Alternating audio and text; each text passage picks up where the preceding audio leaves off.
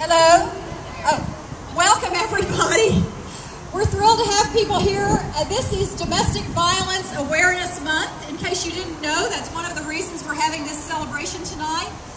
We're here from the Fort Bend County Women's Center to just let everyone know that we are here to help. Domestic violence is something that is around in every walk of life, every socioeconomic group.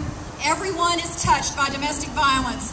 And we are very interested tonight in making sure that all of you know that we are here. The Women's Center serves everyone in Fort Bend County and surrounding counties. We're free, we're anonymous, and we're here to help. If you'll look for the ladies that are walking around in t-shirts like the one I have on, purple t-shirts, we'd love to give you a purple ribbon for domestic violence awareness and let you know a little bit more about the Women's Center so that if you or anyone you know needs our help, we want to be here for you. Thank you very much. And now I'd like to hand it over to our wonderful district attorney for Fort Bend County, who has been very, very instrumental in a lot of prosecutions and a lot of help for domestic violence cases, John Healey. Thank you, Vita. As Vita indicated, this is National Domestic Violence Awareness Month. And I'd like to share with you just a few observations because it's really their day and their month.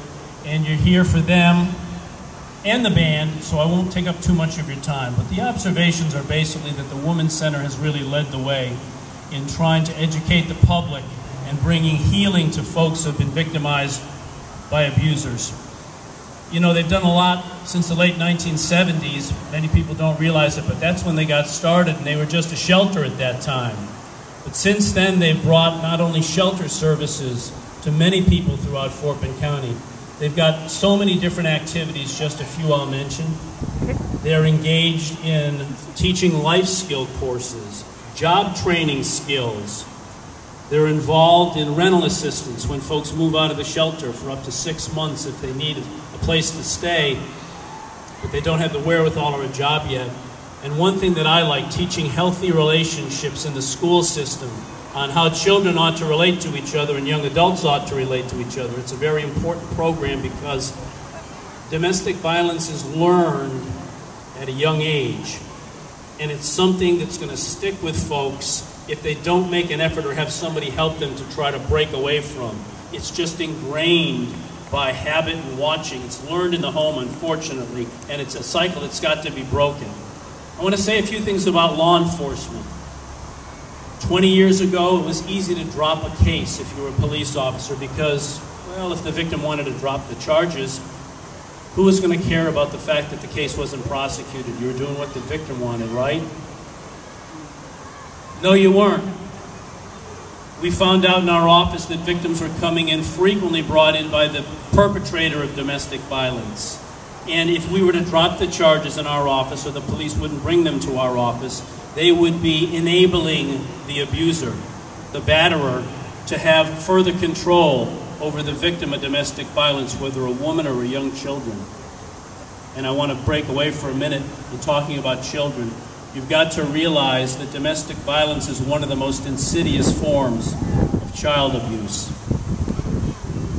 But the police learned, and we learned, that we should back up the abused victim, the battered woman, and her children, and take the choice, if you will, upon our shoulders and base the decision to go forward not on whether an abuser was able to intimidate his victim, but we told that victim and the abuser that we in the DA's office and the police are going to decide based upon evidence whether to go forward in the case.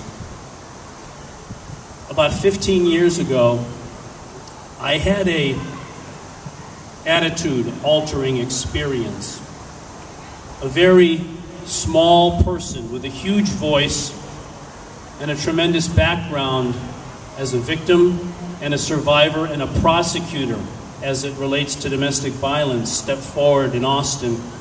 And she told us that we prosecutors were victimizing the folks that had been battered and the victims of domestic violence, and why did we do it by just dropping the charges and not hearing their voice and not taking domestic violence seriously.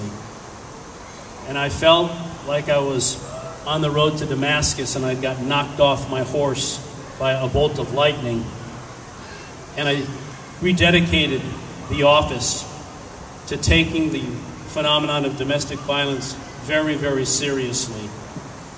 And we've learned and put on trainings, we've learned and we've tried to be not just a voice, but a set of ears in the office of the district attorney to listen to the victims of domestic violence and do a better job based upon the evidence in a case, and standing after we drew a line in the sand and took that very, very seriously. And I thank Vida and the words that she had spoken moments ago about how we were interested and supportive of the Women's Center in Fort Bend County. And you ought to be very supportive, too, of the Women's Center and their initiatives, because I'll tell you right now that the Women's Center is the loudest and strongest voice and acts as the #1 institution in trying to bring aid and comfort to the victims of domestic violence and remind us about the responsibility that law enforcement and prosecution and everybody in the community has to hold the batterer accountable. Please support the Fort Bend County Women's Center, ladies and gentlemen. Now I want you to hear from Don Olson, who is councilman in Position 2, or District 2, here in the city of Sugarland. I jokingly said, I'm going to introduce you as the best city councilman that Sugarland has. Please welcome Don Olson. Thank you, John. You know, we in Sugarland are really fortunate to have the Fort Bend Women's Center serving us and everyone else in the county. They're such a great resource to all of us. Most of us don't seem to pay attention to that resource and the needs that we have or the needs of our neighbors. But once you realize that that resource is available, it's something that you can share with your neighbors and loved ones. They are truly a group of very highly skilled and dedicated staff and volunteers that take care of the needs of women and children throughout the county. And I think one of the most important things that you need to leave tonight with is that they've got a 24-hour hotline. You can get hold of a trained counselor and talk to them and get confidential advice, get information, and get help. So I'm sure anywhere around here you'll get that number. There's lots of things you can do to help the Women's Center.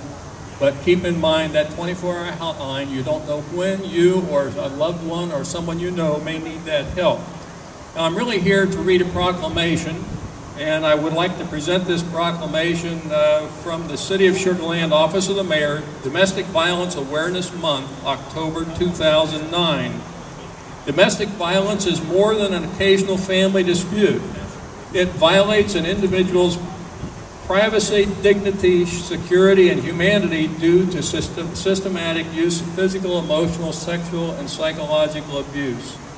Economic control, including abuse to children and the elderly. It's widespread, cutting across all economic, racial, and social barriers, and its impact affects society as a whole in communities throughout the United States and the world. It's the battered women themselves and those persons most impacted by this tragedy who have been in the forefront of efforts to bring peace and equality to the home. James Thompson, our mayor, on behalf of the City Council and the city, has authorized and identified October as Domestic Violence Awareness Month and commends the Fort Bend County Women's Center for providing a safe and healthy environment for abused women and their children, and urge all citizens to participate in community efforts to break the cycle of domestic violence. Signed, Mayor Jimmy Thompson. Thank you. Thanks, Don and John, for all the support from the city and from the law enforcement community.